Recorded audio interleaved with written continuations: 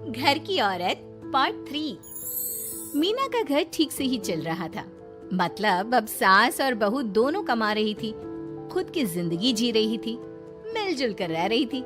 लेकिन कहते हैं ना, दुख के दिन नहीं टीके तो सुख के दिन कैसे। अरे मंगलू, कहाँ है? कितने दिनों से गांव नहीं आया माँ की खोज खबर लेने। तभी मीना आ जाती है। अरे दादी साहब, कैसे आना हुआ? बताया नहीं, हम स्टेशन आ जाते। ये बोलते हुए मीना अपनी दादी सास के पैर छूने के लिए झुकती है कि दादी सास जोर की लात मारती है। बड़ी आई, कैसे आना हुआ? मेरे पति का मकान है ये। और तेरे बाप ने क्या दिया जो तू पूछ रही है, हैं? और ये क्या पहना है? न साड़ी न सर पर पल्लू, बात बात पर जबान खुलती है। दादी सास बोलना रोक ही नहीं रही थी। मीना को गुस्सा आने ही वाला होता है कि उसकी सास आ जाती है। क्या बात है मीना, कौन चिल्ला रहा है? मैं हूँ मंगलू की दुल्हन। बहुत चपर चपर कर रही है ये मीना बहू। इसकी जुबान पर लगाम लगवा ले। मम्मी जी, मेरी बहू है, घोड़ा थोड़ी ना है जो लगाम लगवा दूं। तभी वहाँ मंगलू यानी कि मीना का ससुर आ जाता है और मीना की सास को एक जोर का तमाचा लगा देता है। वाह, जुम्मा 2 दिन हुए नहीं कमाना शुरू किए, मेरी माँ के सामने होशियार बन रही है। मैंने बुलाया है माँ को, ये रहेंगी तो कम से कम इस घर की औरतें औकात में रहेगी। अरे जब से कमा रही है सर पर चढ़कर नाच रही है। चिंता न कर मंगलू, मैं आ गई हूँ ना। दोनों को लाइन में लगा कर रखूंगी। दोनों बहू ने मेरे मंगलू की जिंदगी खराब कर रखी है। तभी वहाँ पोता यानी कि मीना का पति आ जाता है। पोता जो कि दादी का दीवाना था। दादी मुझे क्यों नहीं बताया कि आप आने वाले हैं? मैं गांव आ जाता कार लेकर आपको लेने। अरे तू तो जानता ही है, कार में बैठ नहीं पाती। पता नहीं बहुत दिनों से लग रहा था कि तू और मंगलू परेशान है। आज मन नहीं माना तो आ ही गई मैं। देख यहाँ आकर पता लग रहा है। क्या पता लग रहा है दादी? यहाँ तो सब ठीक है, किसी को कोई परेशानी नहीं है। क्यों माँ, क्यों मीना, क्या हो गया? इन दोनों को क्यों परेशानी होगी? इन लोगों ने तो परेशान करके रखा है। माँ और मीना के बारे में कैसी बात कर रहे हैं पापा? क्या हो जाता है आपको रह रह कर? तू तो खाना बना बना कर बेशर्म हो गया है, लेकिन मैं नहीं। मेरी माँ आ गई है अब इस घर में।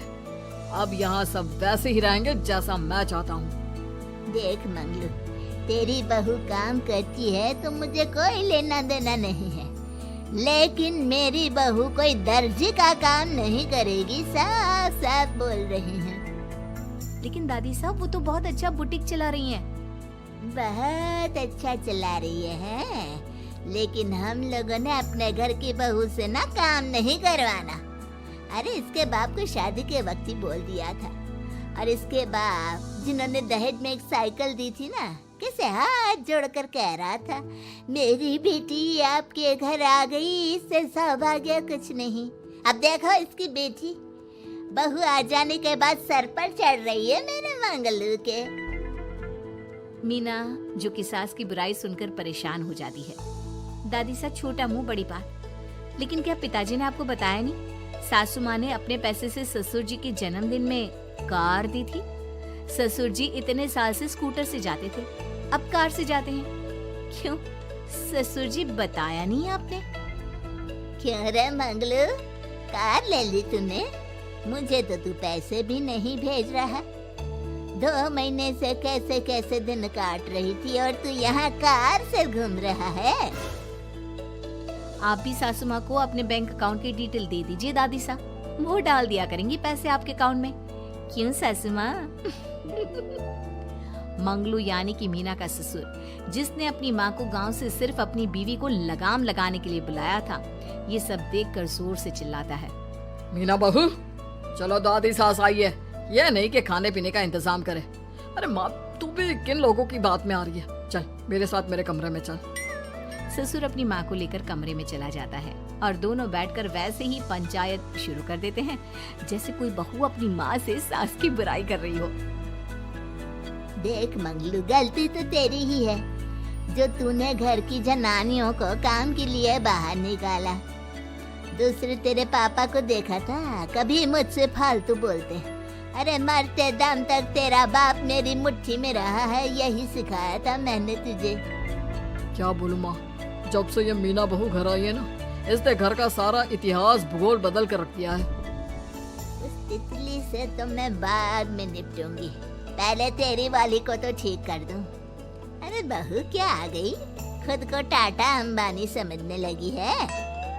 माँ देख, जो भी हो, इस बात को याद रखना कि हमारे घर की परंपरा क्या है। औरतों का औकात में रहना जरूरी है। अरे बहू के साथ मिलकर माँ ये बहुत उड़ती रहती है। बेटा देख, गलती तो तेरी भी है, क्यों तूने इसे काम करने की छूट दी? मारना भी कम कर दिया है तूने इसे, वरना पहले आती थी तो बहू का कोई ना कोई हिस्सा सूजा हुआ या काला ही दिखता था। देखकर तसल्ली मिलती थी कि तूने कंट्रोल कर रखा है। इस बार तो काला और सूजा छोड़, अच्छी खासी चमकती दिख रही है ये। अब क्या बताऊं माँ, गलती तो हो गई है। हाँ, वो कार देखकर पिघल गया होगा ना तू।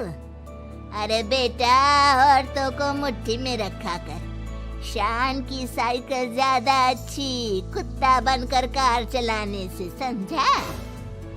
मीना का ससुर अपनी माँ की बात को सुन रहा था। बस माँ, जो गलती हो गई मिट्टी डाल उस पर। अब बस तुम ना घर पहले जैसा करके जाना। ये सब ना बहू का किया धरा है, समझी? मतलब बहू को ठीक करना है तो बहू को लगाम लगाना होगा। ठीक है। दोनों माँ बेटा बातें करके सो जाते हैं। सोने के बाद अगली सुबह मंगलू की बीवी यानी कि मीना की सास, माँ जी उठिए, ये लीजिए गर्म पानी और ये दादुन।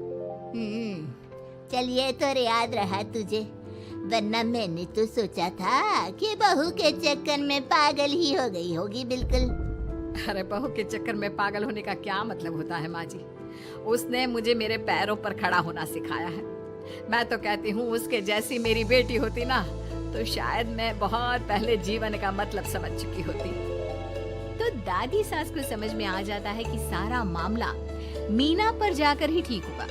वो सोच लेती है कि अपनी बहू को छोड़कर पहले मीना को सही करना है। फिर अगले रोज, अरे मेरे पोते के पास तो मेरे पास बैठने का वक्त भी नहीं है, हैं? अरे कैसी बात करती है दादी, तेरे लिए तो मैं नौकरी भी छोड़ दूं। नौकरी नहीं, तू ना बीवी छोड़ दे, खुश हो जाऊंगी मैं। नीरज हैरान हो जाता है कि उसने तो मजाक किया था। दादी ये क्या बोल रही है? कैसी बात कर रही हो दादी? मीना ने तो सारा घर संभाला हुआ है। पहले तो घर गिरा जा रहा था ना। तेरी मीना के आने के पहले ना घर में चूल्हा जल रहा था, ना कोई रोटी खा रहा था। क्यों? नीरज को दादी बीवी के खिलाफ खूब कान भरती है। तू सही कह रही है दादी, औरत पैर की जूती और हाथ की मुट्ठी में ही ठीक लगती है। मीना ने ना सिर्फ घर का माहौल बिगाड़ा, माँ को भी पिताजी की इज्जत करनी छुपा दी। अब ठीक बोल रहे हो, घर को बिगाड़ने की मेन जिम्मेदार तो मीना ही है दादी। अभी उसे ठीक किए देता हूँ। तभी वहाँ पिता भी आ जाता है। देख बेटा, तो रोटी कम खाना मंजूर, लेकिन इन औरतों के आगे झुकना मंजूर नहीं। तेरी दादी ने घर की परंपरा बनाकर रखी। मजाल कि मेरा बाप मेरी माँ के सामने कुछ कह लेता। पर पापा, एक बात पूछनी थी। रहने बेटा, तू ना कंफ्यूज है जीवन में, तू ना कंट्रोल कर पाएगा अपनी जनाने को। मंगलू, मेरी तो टिकट ही करा दे गाँव की। तुम लोगों के घर तो मर्दों की कोई इज्जत ही ना है, और ये मेरे घर की परंपरा ना है। मैं चली। अरे ना ना दादी, मैं तो बस देख अब मैं कैसे कंट्रोल करता हूँ इसे कल। फिर अगले रोज मीना ऑफिस के लिए तैयार हो रही थी कि देख मीना, आज मेरे दफ्तर से कुछ लोग खाने के लिए आ रहे हैं, तो शाम के खाने में। लेकिन आज तो मेरी मीटिंग है, फिर घर आने में मुझे देर हो जाएगी। तो मैं क्या करूँ? बोला ना शाम को खाना बनाना है तो बनाना है, समझी? मीना को पति की बात अजीब लगती है, पर वो दादी सास के सामने कोई भी ड्रामा क्रिएट करना नहीं चाहती थी। ठीक है, मैं शाम को जल्दी आ जाऊंगी। अच्छा क्या खाना है प्लीज जल्दी से बता दीजिए। पर बेटा तू तो बहू सास को चुप रहने का इशारा करती है, लेकिन पोते को तो लड़ना था। वो मीना पर जोर से चिल्लाता है, मीना देख ज्यादा हीरोइन मत बन। आज ऑफिस जा रही है तो जा, लेकिन सुन, तुरंत रिजाइन देकर घर आ जाना। ना मुझे तेरी कमाई चाहिए, ना ही तेरी नसीहत। आज से घर में वही होगा जो मैं चाहूंगा, समझी? अरे कैसे लैंग्वेज बोल रहे हो? ये तुम्हारी बोली नहीं है, कौन सिखा रहा है तुम्हें? तभी दादी सास आ जाती है। क्या बोलना चाह रही है बहू? मैं मुन्ने के कान भर रही हूँ, हैं? हाँ, मुझे तो यही लग रहा है, वरना हम लोगों का घर अच्छे से चल रहा था। सभी मिलजुल कर एक दूसरे को इज्जत देकर रह रहे थे। लेकिन अब तभी मीना को उसका पति जोर से डांटता है। सास बेटी बहू की लड़ाई को बर्दाश्त नहीं कर पाती। देख नीरज, बहू को डांटना या फिर बहू के साथ गलत व्यवहार, ये सब मुझसे बर्दाश्त नहीं होगा। वाह रे वाह, सारी जिंदगी जो पति की डांट और मार खाती रही, अब बहू को थोड़ी सी डांट क्या पड़ी, गुस्सा आ गया। हाँ माँ, क्या हो गया? मैंने तो मीना को कहा कि देख नीरज, मेरी बहू को कुछ नहीं कहेगा तू। ये माँ ही होती है जो अपने बेटे को औरतों की इज्जत करना सिखाती है, लेकिन कोई औरत अपने बेटे से बहू को मारना या डांटना सिखाए तो ये शर्म की बात है। मैं नहीं चाहती कि तू औरतों की इज्जत ना करे, जबकि मैं खुद एक औरत हूँ। दादी सास बहू की बात सुनकर शर्म से सर नीचे कर लेती है। सच कहा सासू माँ, एक रानी ही अपने बेटे को राजकुमार की तरह पालती है जो दूसरी औरतों का सम्मान करे। काश दादी सास भी पिताजी को अच्छे संस्कार दे पाती। मीना की बात सुनकर दादी सास उन लोगों से माफी मांगती है। मैं समझ गई बहू, औरतों की बेइज्जती करने को घर की परंपरा समझती थी, झूठी शान समझती थी। वो सब गलत है। औरतों की इज्जत से घर में माँ लक्ष्मी और सरस्वती का वास होता है। मुझे माफ कर दो।